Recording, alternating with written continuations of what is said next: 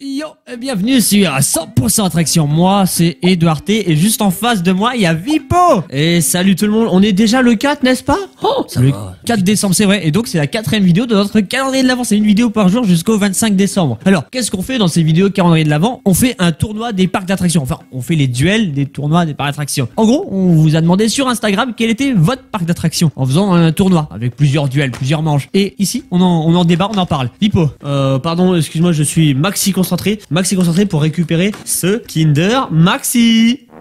Le duel d'aujourd'hui va mettre face à face le parc Astérix, c'est un très gros poisson, OK Coral.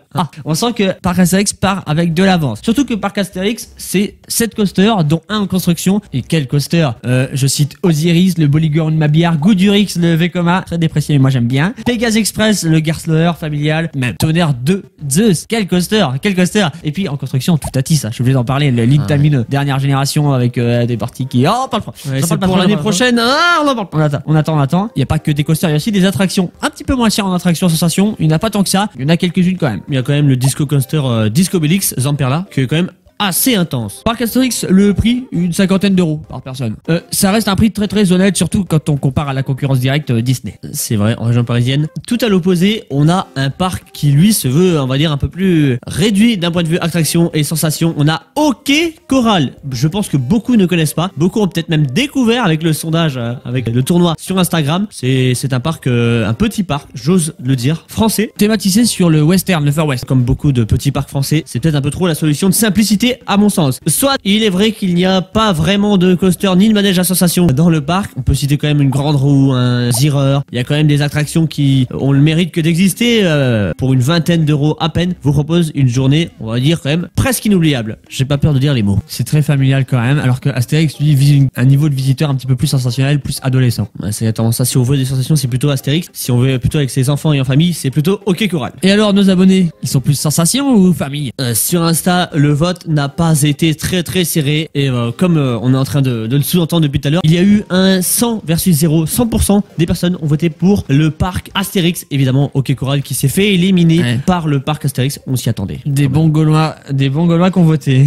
Et oui, bah c'est quand même la France. Deuxième duel de cette vidéo, c'est le parc Spirou Provence qui va être face à l'avenir, au Futuroscope. Le parc Spirou face au Futuroscope. Allez, je prends la part du parc Spirou. Parc Spirou, c'est quand même 4 coasters, dont Spirou Racing, c'est leur plus gros coaster. Ça reste quand même assez familial. Et aussi, un coaster dont j'apprécie l'originalité, le Nid des Marsupilami. C'est un coaster qui vient de Suisse. Et dommage qu'on voit pas plus de trucs de genre parce que c'est bizarre. Oui, c'est vrai qu'il y a un autre truc bizarre qu'il y a, c'est un Stair Shape Zamperla qui honnêtement est selon moi l'une des meilleures machines qu'ils ont, qui est vraiment très intéressante. Il y a une tour de chute de chez Funtime qui a la particularité d'avoir les sièges qui se penchent vers l'avant, c'est-à-dire qu'on a encore plus sensation de vertige. C'est très vertigineux. Par Spirou, alors c'est pas énormément d'attractions, mais suffisamment et des choses originales, comme on l'a souligné, et le tout pour environ 30 euros. Donc honnête. Honnête, je suis d'accord, c'est vraiment bien. Pour la Provence, bravo la Provence pour un parc comme ça. À côté, on a plus dans le centre de la France, au cœur de la France, on a le Futuroscope, un parc qui se veut futuriste, même si à mon sens il est plutôt rétro-futuriste. Ou alors il tend de plus en plus à l'être. C'est un parc qui vieillit pour un parc qui se veut futuriste. Ça pêche un peu, même s'ils sont en train de renouveler leur offre, notamment avec Objectif Mars, un Intamin, un Launch Spinning Coaster Intamin.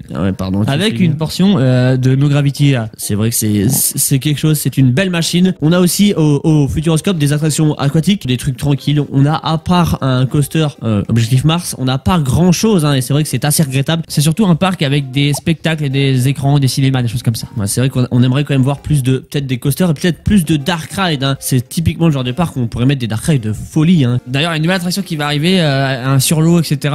J'ai vu ça. On suit ça de près. Ce serait Launched d'ailleurs. Bon, peut-être que ça va valoir le coup, mais je pense qu'ils augmenteront le prix qui est pour l'instant d'environ 53 euros et quand même un peu plus cher que le parc Spirou, je le reconnais. Cette statistique va-t-elle faire pencher la balance du côté de l'un ou de l'autre des parcs? Dis-moi. Nos abonnés Instagram ont voté et le résultat a été quand même plus ou moins serré avec un 71% pour le Futuroscope. Bravo. Ok. Bravo. Donc le parc Spirou qui est éliminé à ce premier tour. Ok. Et triste nouvelle pour les sudistes. Si je devrais choisir entre Spirou Racing et Danse avec les robots, je préférerais quand même Danse avec les robots. Je comprends nos abonnés. Eh bien, on a hâte de voir le parcours du Futuroscope dans ce tournoi. Et donc il faut revenir demain sur 100% Attraction. Au revoir. À demain.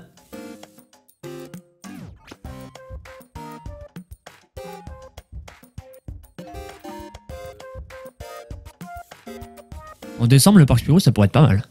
Sous la neige, oh oui.